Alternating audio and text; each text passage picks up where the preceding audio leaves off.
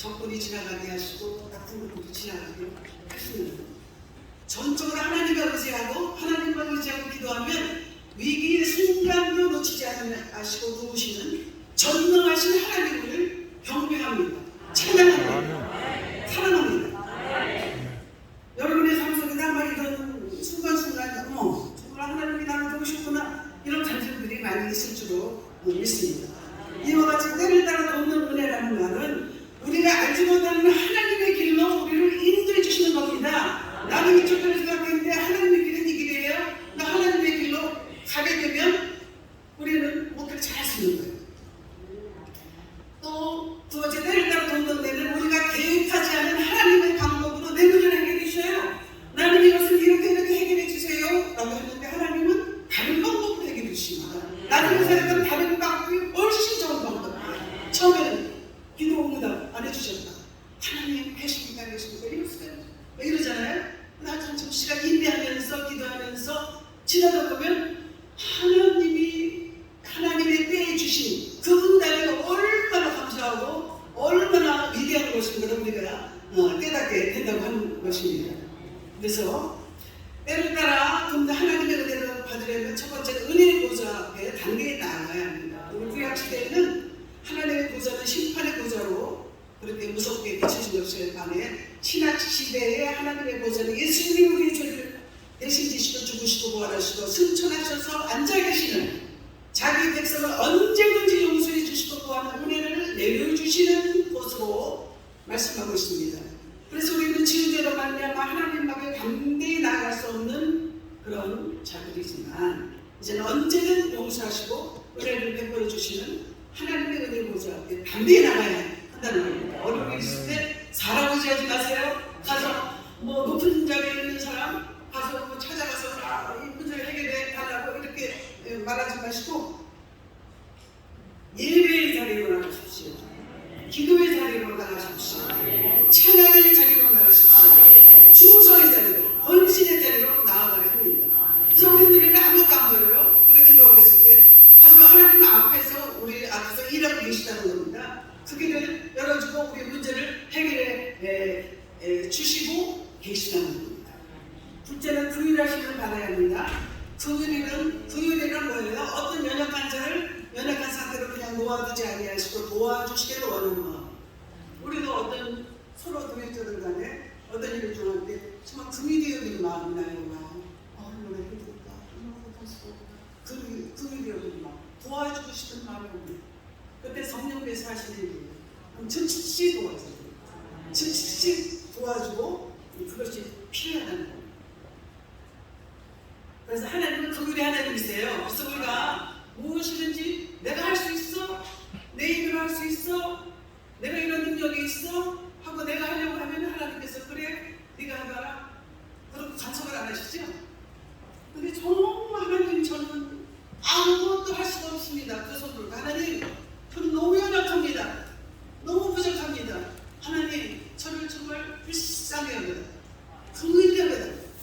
그래서 나의 약한 모든 부분 안에 주님의 강함이 임하셔서 죄를 잘 감당하게 해달라고 이렇게 기도를 하게 되면 그래 내가 알았다. 너 정말 너무 힘들구나. 그리고 하나님과 인정해야 된다. 하나님이 전능하신 하나님이시기 때문에 어떤 문제를 해결해 주실 것을 믿고 주님의 그 은혜를 사모해야 된다고 하는 것입니다. 그래서 1967년에 이스라엘 총리로 열린 나라를 이끌었던 여자 정치인 골다 메이어가 있습니다. 그래서 좀 얼굴이 못생겼던 것 같아요. 그리고 백혈병을 앓고 있었어요. 그래서 정말 자신의 이름을 아무에게 날리지 않고 아무도 모르는 그런 데서 일을 했다고 합니다. 근데 그녀는 죽기 전 자기의 연약한 부분에 대해서 이렇게 말했습니다. 나의 연약함과 못생긴 얼굴이 참으로 다행이었습니다. 내가 다른 사람과 비교해서 약했고 못났기 때문에 두 배로 공부하고 기도했습니다. 그래서 겸손하고 진실할 수 있었습니다. 나의 약함이 오늘내 나를 있게 했습니다. 매일 종이는 자신의 약함으로 인해서 하나님께 기도했고 하나님의 긍휼히 여기시는 은혜로 중동의 평화를 위해 귀히 쓰임받는 총리가 되고 있습니다. 정말 우리 정말 나의 약한 것을 자랑한다고 그랬죠. 사도바울도 그랬습니다. 그리고 약한 몸의 지체에 약한 것이 또 요긴하고 또 귀한 것이라고 말씀을 주셨습니다. 그래서 우리도 하나님 앞에 나의 약한 것을 가지고 담대히 나가시기 바랍니다. 그래서 하나님의 긍휼로 때를 따라 돕는 은혜를 우리는 이 초면도 보고 계시기를 부탁드립니다. 자신의 연약함, 무능함, 열등감, 나쁜 환경 이런 것 때문에 낙심하다 인생의 낙오자, 더 나가서 사역하는 낙오자가 되지 마시고 우리의 약한 가운데 강함 되시는 하나님의 은혜를 누리며 능력 있는 종들이 되시기 바랍니다. 여러분들 가운데 질병이 있으십니까? 재정에 어려움이 있으십니까? 또 성전이 다른 사람은 성전들 볼품이 없어 지하 성전입니까? 외모에 컴플렉스가 있습니까? 사람은 외모를 봐도 하나님의 중심을 보시고 외모를 안 보시죠. 근데 외모 때문에 컴플렉스가 있고 나는 왜 이렇게 가자구나, 왜 이렇게 뚱뚱하구나, 여러 가지 또 언변이 없나. 제가 그랬어요. 하나님 저는 좀 말 좀 잘하게 해주세요. 그래서 저는 말을 별로 안 합니다. 이렇게 두고 오면도 그렇지만 나중에 그러니까 듣는 귀를 주신 거예요. 그 사람에 대하면 잘 들어요.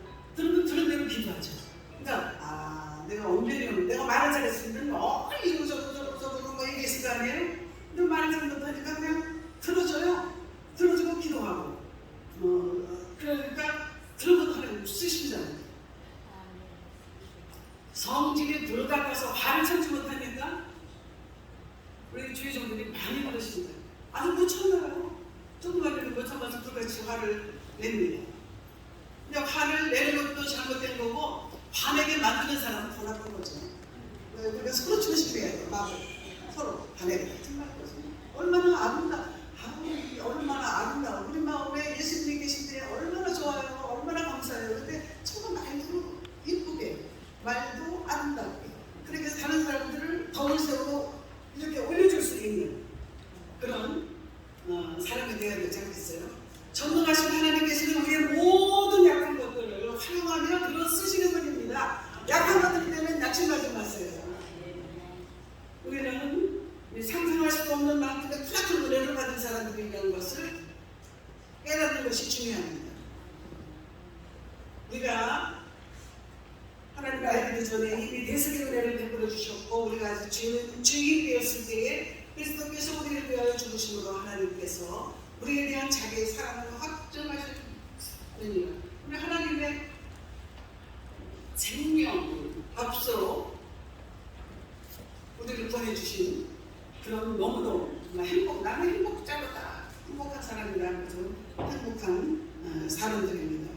정말 우리를 불쌍히 여겨서 나 같은 것을 하나님과 자녀로 삼아주셨습니다. 처음에 우리 은혜 받을 때 나 같은 죄인을 하는 것을 그냥 구원해주시고 사랑해주셔서 감사합니다. 조금 지나면 뭐 이거 안 해주시나 저거 안 해주시나 뭐 그런 거 하나님과 이렇게 교통하라고 안 된다는 거.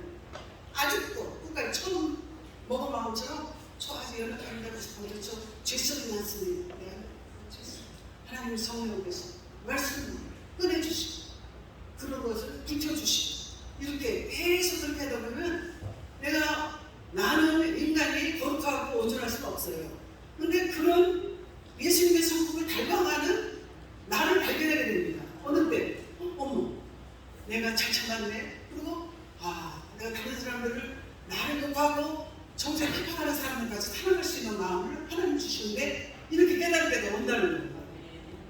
하나님은 그런 자들을 굉장히 사랑하시고 금이 되어주시죠.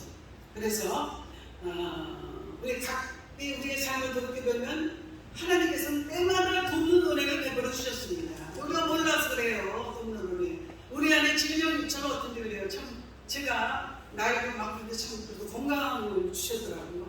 그러면서 기도하면서 하나님 제가 무슨 병이 있었지만 하나님 기도하는 가운데 성령이 임해서 그것을 치유해 주신 줄로 믿습니다. 그래요. 그래서 내가 아주 무조건 건강 체질로 태어났다가 아니라 나도 이런 분이 많았을 것 같은데 하나님이 나의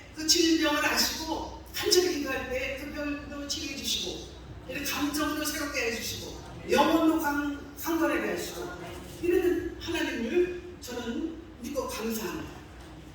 그래서 문제와 문제 속에서 사건과 사건 속에서 내 힘으로는 어쩔 수 없었던 그 많은 나날들 속에서 우리를 도와주시는 하나님의 은혜를 이 시간 기억하시기 바랍니다.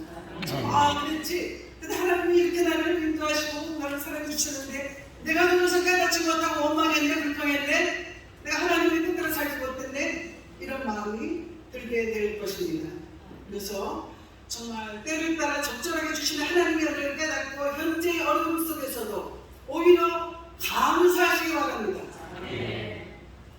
감사할 줄 아는 목회자들이야말로 인생의 성공자여 행복한 믿음의 소유자입니다. 삶 속에 감사라는 하나님의 사랑을 깨달았다는 증거입니다. 감사가 하나님의 사랑과 은혜를 깨달았으니까 감사가 나오지, 내 마음에 아직도 뭐 채워지지 않고 아직도 뭐 불평과 원망이 있고 하면 감사가 절대 나오지 않는다는 겁니다. 그래서 나가서 내가 오늘 하나님의 감사함은 내일의 날을 하나님의 은혜의 자리로 옮겨놓는 것입니다. 그래서 이런 감사의 마음으로 살아가며 미래의 삶을 두려워하지 않고 미래에 대한 당당한 용기를 갖게 되는 저와 총회원들 되시기를 간절히 축원을 드립니다. 할렐루야. 살아계신 아버지 하나님 감사합니다.